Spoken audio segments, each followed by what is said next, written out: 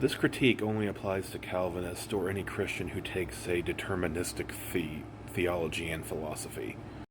We start off with the place of God being a spiritual being.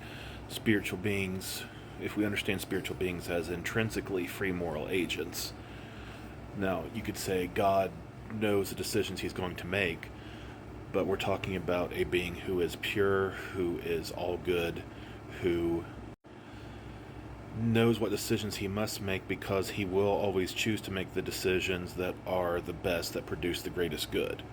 There's a combination of knowing what the best good is and always wanting the best good and always doing that.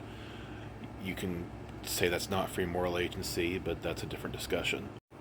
Now, God can either produce no world, produce a world without spiritual beings. He could produce, a world full of animals who just go according to their biological urges and instincts, or he could create spiritual beings, angels, humans, free moral agents.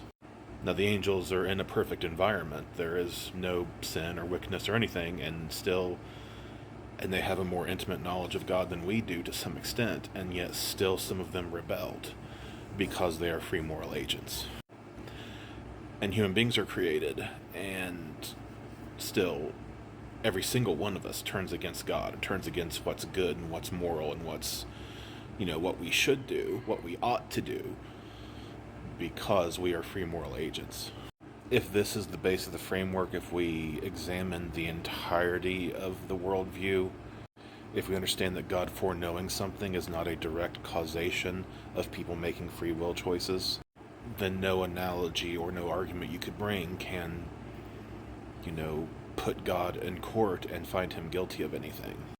God knew that we were going to start the fire and that those who desire to be rescued are going to be rescued.